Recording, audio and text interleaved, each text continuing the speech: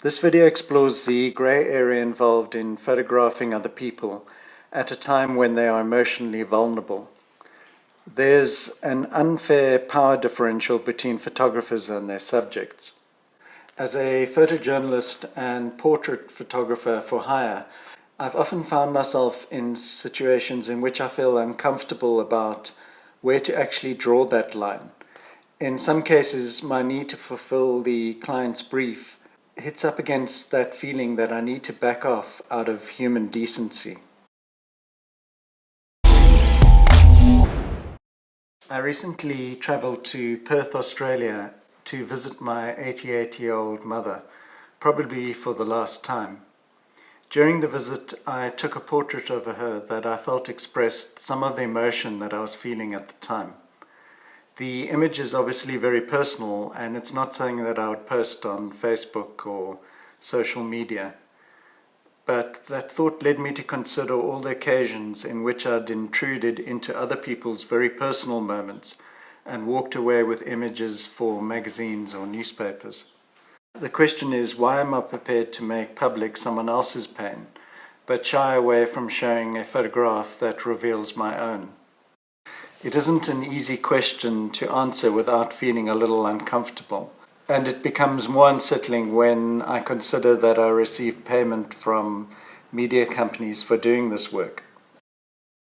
While I was staying with my sister in Perth, one of the tasks that she assigned to me was to go through the boxes of my parents' photo albums and to choose a few photographs that I wanted to keep. In order to move around a room, she needed to create some space, and so we couldn't keep all the albums. My mother now lives in a care home, and my father died during COVID. I could also only fit a small selection in my luggage for my trip home. What I'm showing you now is a short slideshow of 34 images that capture moments within my mother's life. In terms of time, these images capture less than 1 second of my mother's life. This illustrates the inability of photographs to reveal anything approaching a comprehensive view of the complex nature of a human life. It documents a slither of a moment in a lifetime. We can describe a portrait as having depth when we feel that it reveals something beyond the superficial likeness of a subject. This is obviously subjective because no two people will have the same reaction to a photograph. As a portrait photographer, the possibility of communicating something that reveals the essence of another human being is probably the best that we can aim for. Considering the question, do we have a right to take a picture of anyone else? Some cultures believe that a photograph steals a part of their soul.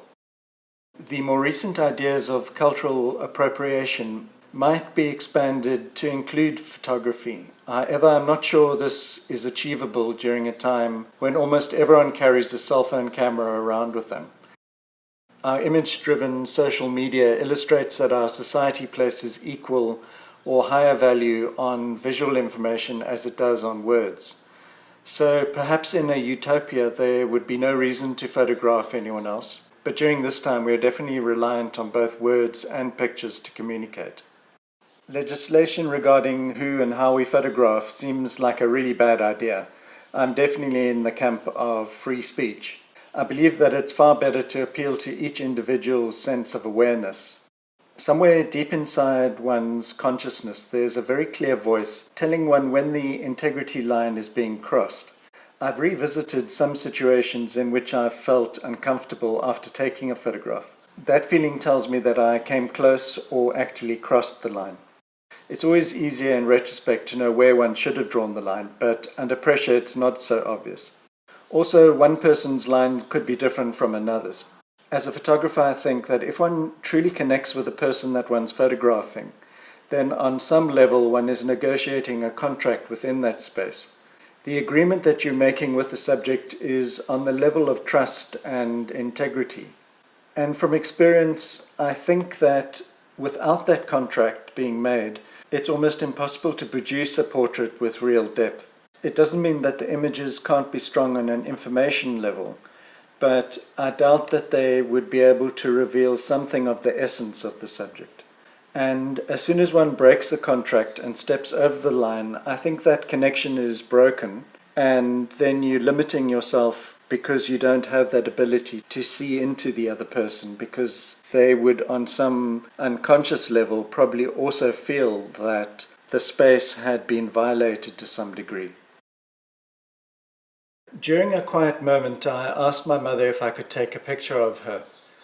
With age, her mind drifts and she can seldom hold a thought for very long. She slipped in and out of focus as I took some photographs.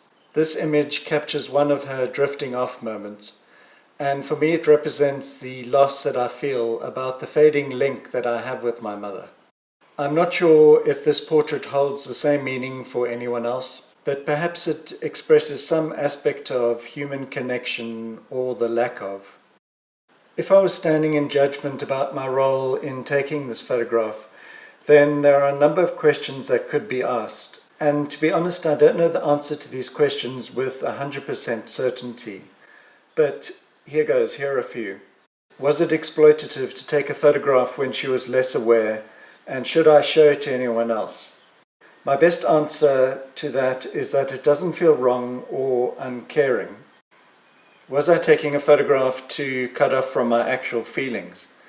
Well, probably, but over time I've become very aware of that impulse and I try to moderate it. Did my intent in taking the photograph match up with the outcome? I think pretty close in this case. Have I caused any harm? Well, I don't think so, but I'll see what my sister says when she watches this. I haven't really provided a definitive answer to my question about where the line should be drawn, but perhaps the best I can do is say that when taking a portrait, one needs to hold in mind one's contract with the subject and test how it feels after taking the photograph and then later looking at the photograph. I think I'll leave it there, but thanks very much for joining me for this video. I hope you enjoyed it, and I'll see you next time.